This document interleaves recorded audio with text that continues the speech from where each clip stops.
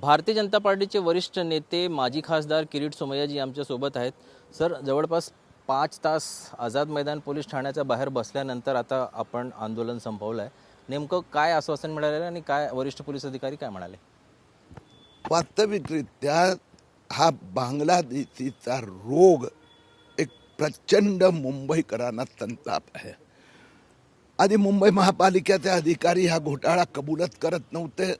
आता 87,347 बांगलादेशी घुसखोर अपात्र लोकांना दिलेले जन्म प्रमाणपत्र रद्द करण्याचा निर्णय महापालिकेने घोषित केला आहे। पण यात 1 डझन आरोग्य विभागाचे अधिकारी, काही एजंट आणि हे 87,000 लोक यांच्यावर फौजदारी कारवाई झाली पाहिजे, जे महापालिका तयार नाही, जे मला मान्य नाही। म्हणून आज आम्ही आझाद मैदान पोलीस स्टेशनला वेळ देऊन आलो होतो। पोलीस इन्स्पेक्टर पळून गेले होते, त्यांना ही तक्रार घ्यायची नव्हते। 5 तासाचा धरण्यानंतर आता पोलीस इन्स्पेक्टरने आमची तक्रार स्वीकारली आहे। 7 दिवसात त्यांनी गुन्हा दाखल नाही केला तर 8व्या दिवशी आम्ही न्यायालयात जाणार। मागणी काय? असं आहे की 87,387 2 वर्षात म्हणजे मोठं षडयंत्र आहे, ज्याच्या मागे मोठी यंत्रणा आहेत। करोडो रुपयाचा खर्च झालेला आहे।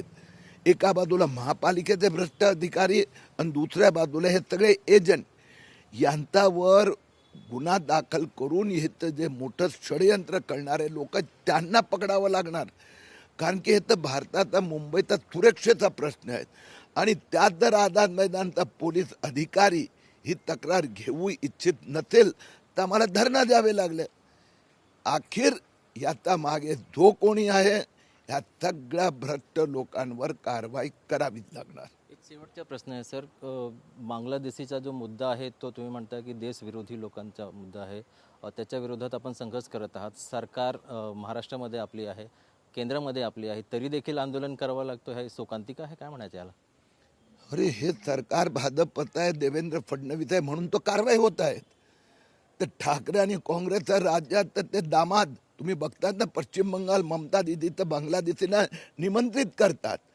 आणि म्हणून हा जो रोग इथपर्यंत पोचलेला आहे की त्या माफियांच्या विरुद्ध संघर्ष करण्यासाठी आम्हाला रस्त्यावर बसावं लागतं। यंत्रणाला त्यांनी विकत घेतली होती, परंतु देवेंद्र फडणवीसमुळे तुम्ही पहा, गेल्या 1 महिन्यात लव जिहाद करणाऱ्या 5 टोळ्या आम्ही पकडल्या। हे जे 87,387चा घोटाळा बाहेर आला, महापालिकेचे अधिकारी आणत नव्हते। गेल्या आठवड्यात मुख्यमंत्री कार्यालयात वरिष्ठ पातळीवर बैठक झाली आणि या घोटाळ्यावर कारवाई करण्याचा निर्णय झाला। प्रमाणपत्र रद्द झाले आहेत, पण ज्यांनी ते मिळवले आणि ज्यांनी दिले यांच्यावर पण कारवाई होणार। त्यांच्यावरती होणार आपल्याला विश्वास आहे? नक्कीच। या इथल्या अधिकाऱ्यांना 5 तासांनी यावंच लागलं ना।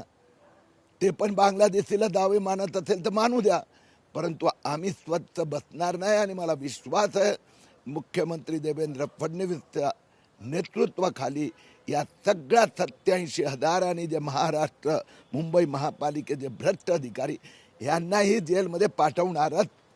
तर एकंदरीत हे होते किरीट सोमय्याजी। त्यांचं असं म्हणणं आहे की जवळपास जे बांगलादेशी सर्टिफिकेट्स जे आहे त्या संदर्भातले जे दोषी आहेत त्यांच्यावरती नक्कीच कारवाई होईल आणि देवेंद्र फडणवीस यांच्या राज्यात, त्यांच्या नेतृत्वात जे काही सरकार काम करत आहे तो चांगलं काम करत आहे आणि त्यांना विश्वास आहे की हे जे दोषी आहेत बांगलादेशी बोगस सर्टिफिकेटच्या मागे, त्यांच्यावरती निश्चित कारवाई होईल आणि त्यांना जेलमध्ये पाठवलं जाणार। कॅमेरा पर्सन मोहन दुबेसह ब्रिजभान जयस्वार, TV9 मराठी।